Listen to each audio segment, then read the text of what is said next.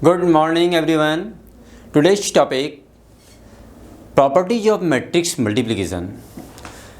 देखिए, topic start करने से पहले मैं बताना चाहूँगा the two matrices are comparable. कब होते हैं दो मैट्रिक्स कंपेरेबल? कब हैं? When the order of two matrices is same then they are comparable, and when two matrices are equal if the given matrices are comparable and their corresponding elements are equal, then we say the given two matrices are equal matrix। तो हमें comparable matrix पता होना चाहिए और equal matrix के बारे में हमें जानकारी होनी चाहिए कि okay. Now properties of matrix multiplication, जो फर्स्ट प्रॉपर्टी है कम्यूटेटिविटी। दो मैट्रिक्स कम्यूटेटिव हैं कब? इसके लिए जैसा हमने पढ़ा था the two matrices are commutative with respect to addition, means कि A plus B equal to B plus A. अब देखिए, अगर दो मैट्रिक्स ए और बी सेम ऑर्डर के हैं तो इनका एडिशन ए का बी में ऐड करें और बी को ए में ऐड करें तो रिजल्ट सेम आता है, तो हम कहेंगे with respect to addition they are commutative. Okay, ऐसे ही अगर हम इसमें कहते हैं A B C three matrices हैं, सेम ऑर्डर के हैं, तो इसमें हम एसोसिएटिविटी बता सकते हैं कि A plus B plus C is equal to A plus B plus C. अगर ऐसा है तो ये आपके एसोसिएटिव होंगे। तो ये हमने विद रिस्पेक्ट टू एडिशन दो प्रॉपर्टी आपको बताई। अब यहाँ पर with respect to multiplication the matrices are commutative. तो कम्यूटेटिव इन द सेंस कि matrix multiplication is not commutative in general. दो मैट्रिक्स का जो मल्टीप्लिकेशन है वो कम्यूटेटिव नहीं होता इन जनरल, मतलब हमेशा आप कहें वो कम्यूटेटिव हो ये ज़रूरी नहीं है। तो कम्यूटेटिव होने के लिए क्या क्या ज़रूरी है? देखिए कि अगर हम ये कहते हैं कि two matrices A and B are commutative, this means कि A B is equal to B A, ये रिजल्ट सेम आना चाहिए। And A B is equal to B A किस किस बात पर डिपेंड करता है? मीन्स कि ए और जो ए एंड बी मैट्रिक्स का प्रोडक्ट पॉसिबल होना चाहिए। A and B, A into B exist करे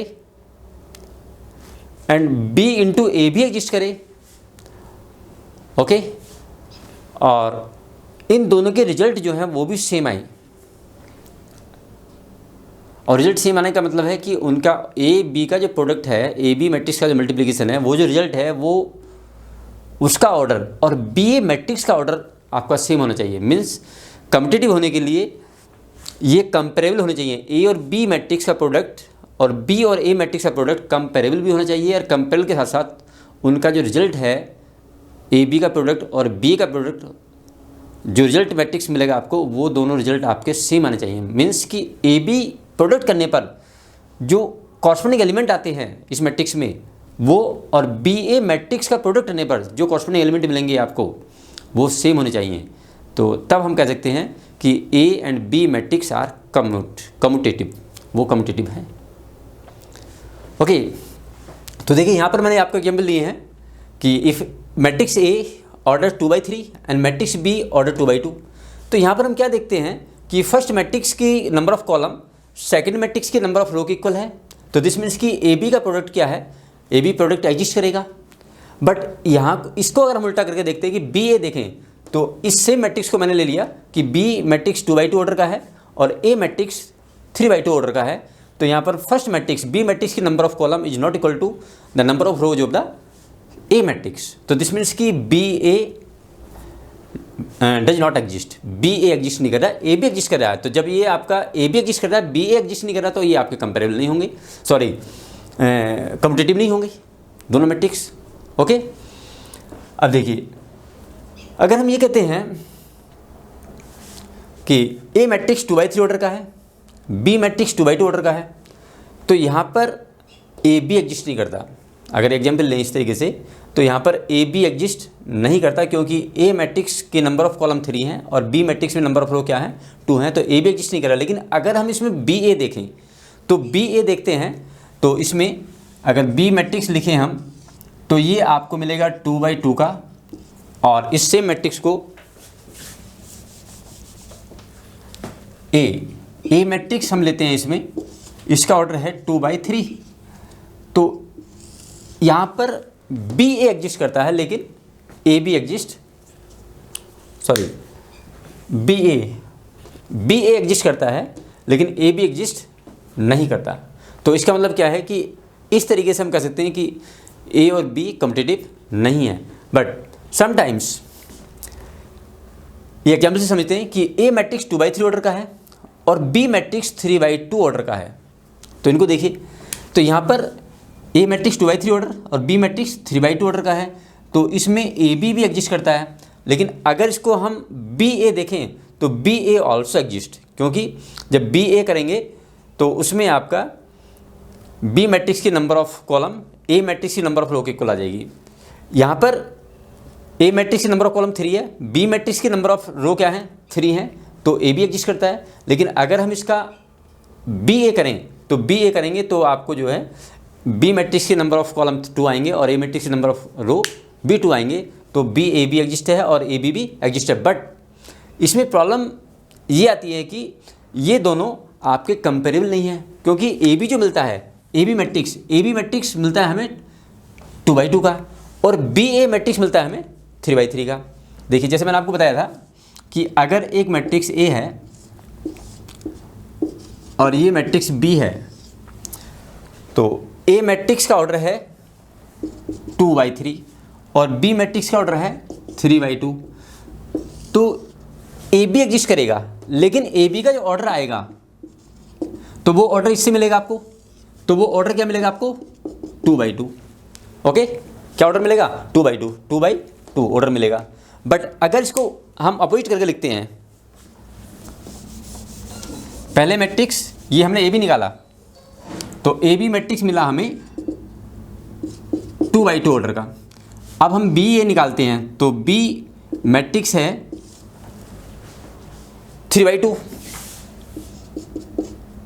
और ए मैट्रिक्स है आपका 2/3। ओके, तो यहाँ पर देखिए बी मैट्रिक्स की नंबर ऑफ कॉलम 2 है, ए मैट्रिक्स की नंबर ऑफ रो कितनी है 2 है, तो बी ए भी एग्जिस्ट करता है। लेकिन इसका ऑर्डर क्या मिलेगा हमें, ऑर्डर मिलेगा 3/3। तो इसमें हमने क्या ऑब्जर्व किया कि दो गिवन मैट्रिक्स हैं, ए बी एग्जिस्ट कर रहा है और बी ए भी एग्जिस्ट कर रहा है, लेकिन ये दोनों कंपेरेबल नहीं है। और कंपेरेबल होने के लिए ज़रूरी है कि दोनों मैट्रिक्स के ऑर्डर सेम होने चाहिए। यहाँ पर ए बी मैट्रिक्स का रिजल्ट जो आता है वो 2/2 ऑर्डर का मैट्रिक्स आता है, बी ए मैट्रिक्स का रिजल्ट आता है वो 3/3 ऑर्डर का स्क्वायर मैट्रिक्स आता है। तो these are not comparable.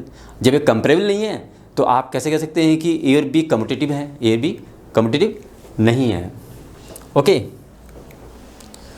Next इसमें है आपका if A B and B A both exist and they are comparable.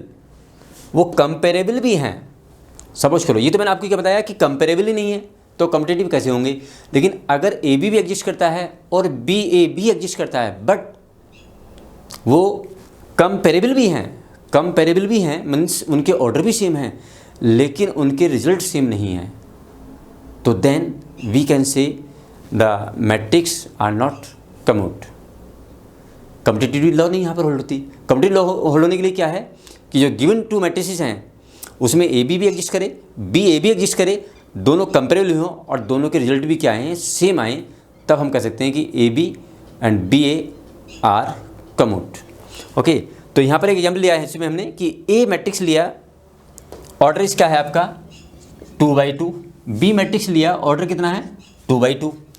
इन दोनों की हमने प्रोडक्ट की मीन्स ए इंटू बी फाइंड किया, तो ए इंटू बी फाइंड कर लिया 1518 और बी इंटू ए फाइंड किया 3536, दोनों रिजल्ट आ गए आपके। ये कंपेरेबल है क्योंकि ए बी जो मैट्रिक्स मिल रहा है हमें वो 2/2 का है और बी ए मैट्रिक्स भी 2/2 का है, but results are not same.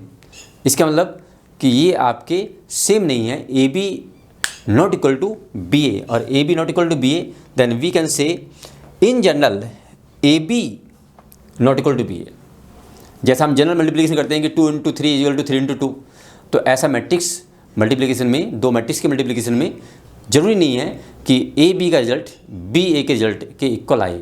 ये इन जनरल ज़रूरी नहीं है, हो सकता है लेकिन ये हमेशा ट्रू हो ये जरूरी नहीं है। तो that's why we say A B and B A are not commute.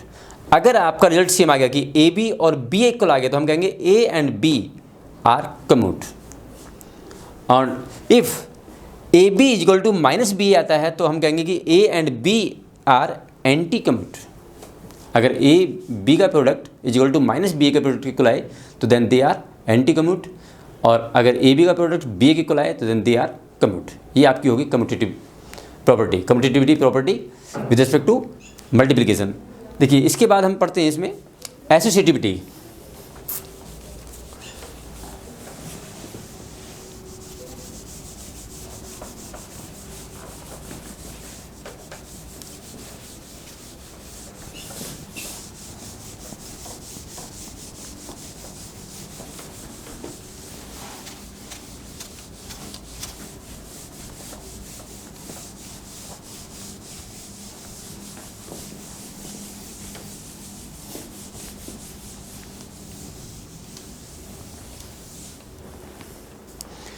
देखिए एसोसिएटिविटी सेकंड प्रॉपर्टी आपकी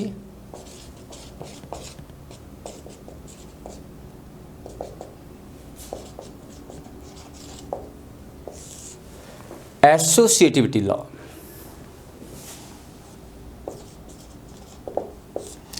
for any matrices A B and C, for any matrices A, B and C, A, B and C, if A, B into C is equal to A, B into C, अगर ये exist करता है, क्या करता है ये exist करता है, then we have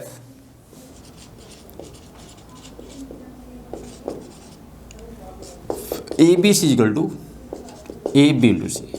तो यहाँ पर एसोसिएटिविटी लॉ होल्ड होता है। अगर आपने कोई भी तीन मैट्रिक्स हैं ए बी एंड सी, और ए बी ए की बी से प्रोडक्ट की, और जो आपको मैट्रिक्स मिला उसकी सी से प्रोडक्ट की अपने, ओके, और ये एग्जिस्ट करता है, this and this exist, this and this exist, ये दोनों रिजल्ट आपको मिलते हैं, देन वी कैन से ए बी का मल्टीप्लिकेशन और उसका सी के साथ, या पहले हमने बी सी का प्रोडक्ट ए के साथ, ये दो रिजल्ट आएंगे तो ये आपके सेम होंगे। तो यहाँ पर हम कहते हैं कि एसोसिएटिविटी लॉ होल्ड होता है with respect to in the given three matrices if the given matrices are of the same order. अगर कोई भी तीन मैट्रिक्स हैं जो नहीं कि यहाँ पर ऑर्डर सेम हो, लेकिन उनका प्रोडक्ट पॉसिबल है कि भी यहाँ पर हमने निकाला ए बी, तो ए और बी का प्रोडक्ट पॉसिबल है, उसका सी के साथ पॉसिबल है, और यहाँ पर बी सी का प्रोडक्ट पॉसिबल है और उसका ए के साथ पॉसिबल है। तो ये दो रिजल्ट अगर आपके एग्जिस्ट करते हैं तो हम कहेंगे कि ए इंटू बी का प्रोडक्ट सी के साथ में और बी सी का प्रोडक्ट ए के साथ में सेम रिजल्ट देगा। तो ये आपका होगी इसमें एसोसिएटिव लॉ। अब इसमें next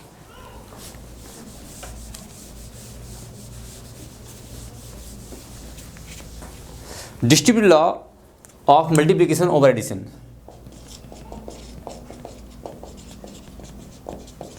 distributive law of multiplication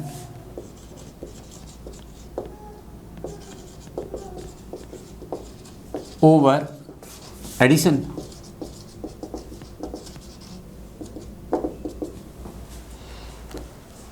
okay, तो यहाँ पर हम लेते हैं जैसे first case A B plus C equal to हमें मिलेगा ए बी प्लस ए सी, और सेकंड आपका है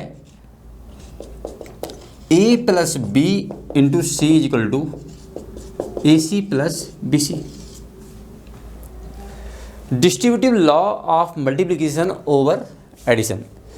तो ये दो रिजल्ट आपके होल्ड होते हैं कि पहले आपने ए की प्रोडक्ट की जो बी और सी दो मैट्रिक्स हैं उन दोनों को ऐड किया और उसकी प्रोडक्ट किसके साथ की, ए मैट्रिक्स के साथ में, और यहाँ पर राइट हैंड साइड में पहले आपने ए बी की मल्टीप्लाई की और ए सी की मल्टीप्लाई की, दोनों का ऐड किया, तो दोनों रिजल्ट क्या आएगा आपका, सेम आएगा। ऐसे ही यहाँ पर कि आपने ए प्लस बी मैट्रिक्स को ऐड किया, जो रिजल्ट आया उसको सी के साथ प्रोडक्ट फाइंड किया और ए सी का प्रोडक्ट किया और बी सी का प्रोडक्ट किया, दोनों को ऐड किया, राइट। तो ये आपका कहलाएगा distributive law of multiplication over addition. Okay, now next,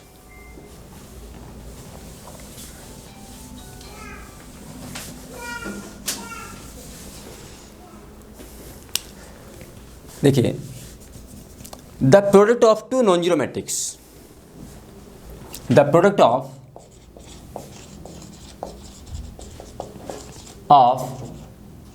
to non zero matrices can B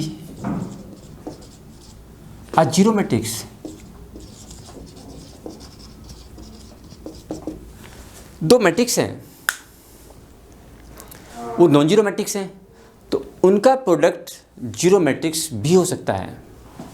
ये एग्जाम्पल्स हम देखेंगे इसमें कि let A is equal to 0 0 1 2 और एक बी मैट्रिक्स ले लेते हैं हम इसमें 1 2 0 0। ऑर्डर आपका 2/2 है, यहाँ पर ऑर्डर 2/2 है। इन दोनों की प्रोडक्ट हम करते हैं तो a into B that is 0 plus 0 0 plus 0 0 plus 0 0 plus 0, okay, that equal to 0 0 0 0। ये क्या आपका आएगा, जीरो मैट्रिक्स। क्या हुआ आपका, ये जीरो मैट्रिक्स। यहाँ पर matrix A non zero matrix है, matrix B also non zero matrix, but इन दोनों का प्रोडक्ट क्या है, जीरो मैट्रिक्स हो सकता है, right.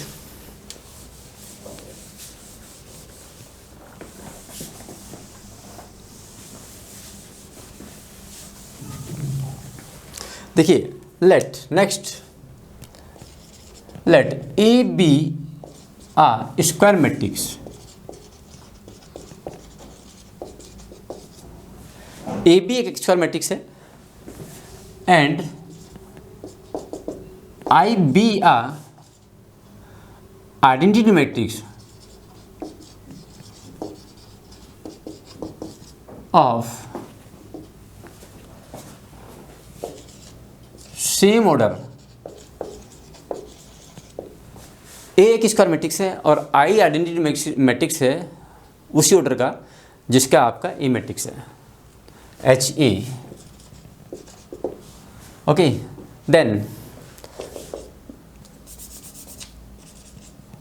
A into I is equal to I into A is equal to A, तो ये आएगा, ओके। फॉर एग्जाम्पल देखिए, let A is equal to 1 2 3 4 and I is equal to 1 0 0 1। ये क्या है आपका 2/2 ऑर्डर है और ये भी क्या आपका 2/2 ऑर्डर है। तो यहाँ पर हम ए और आई की प्रोडक्ट करते हैं। देखिए, रो बाई कॉलम चलेंगे, 1 plus 0 0 plus 2 3 plus 0 0 plus 4 1 2 3 4, okay. A into I का प्रोडक्ट आया और इसको हम ए मैट्रिक्स भी कह सकते हैं, ओके। अब यहाँ पर हम निकालते हैं आई इंटू ए। देखिए, आई आपका है 1 0 0 1 कॉमा, ए मैट्रिक्स है 1 2 3 4, ओके। अब हम यहाँ पे फाइंड करते हैं I into A, I into A. Row by column 1 plus 0 2 plus 0 0 plus 3 और 0 प्लस 4। तो आई ए इक्वल टू आपका आ गया 1 2 3 4। ये आपकी क्वेश्चन नंबर 1 है, ये क्वेश्चन नंबर क्या है 2, ओके। तो this implies A into I is equal to I into A is equal to A. ये आपका किसी भी ऑर्डर का स्क्वायर मैट्रिक्स हो सकता है। आई आपका उसी ऑर्डर का आइडेंटिटी मैट्रिक्स है, तो ए की आई में प्रोडक्ट करें और आई की ए में प्रोडक्ट करें तो आपका सेम मैट्रिक्स ए आता है। इसी तरीके से अगर ए कोई भी स्क्वायर मैट्रिक्स है, ठीक है, सपोज 2/2 का है, और 0 एक नल मैट्रिक्स है, ये क्या है, नल मैट्रिक्स मीन्स इसको हम ले लेते हैं 1 2 3 4 ले लिया, इसे हमने 0 मैट्रिक्स ले लिया, तो हम इसमें a इंटू 0 करें या 0 इंटू a करें तो हमें जो आंसर मिलेगा वो 0 0 0 0 मतलब 0 मिलेगा, right.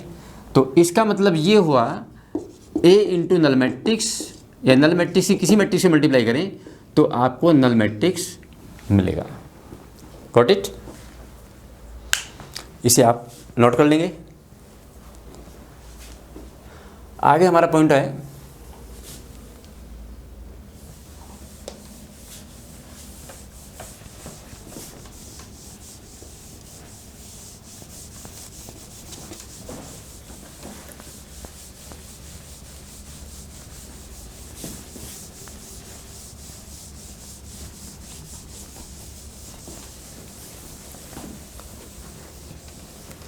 Next point, positive integral power of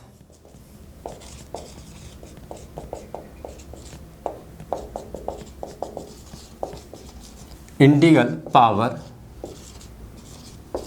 of a square matrix.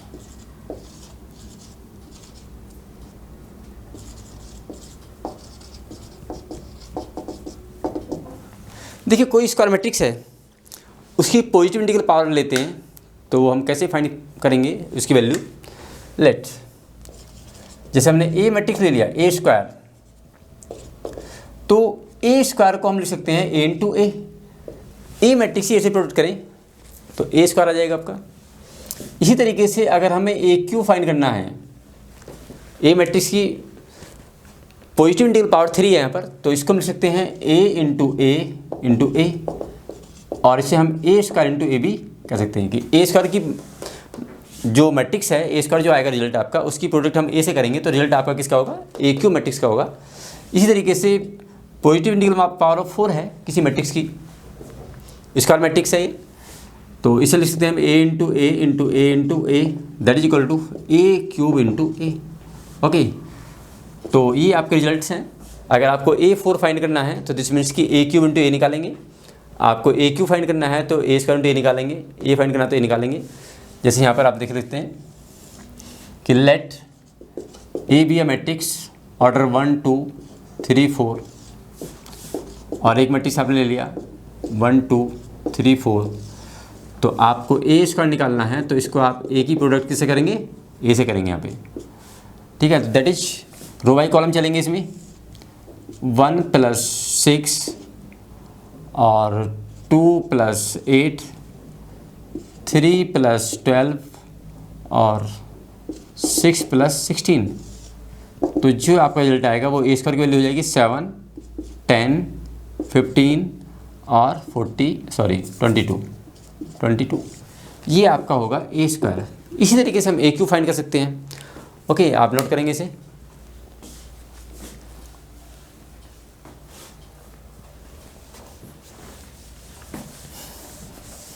अब देखिए आगे हम कुछ एग्जाम्पल्स लेते हैं।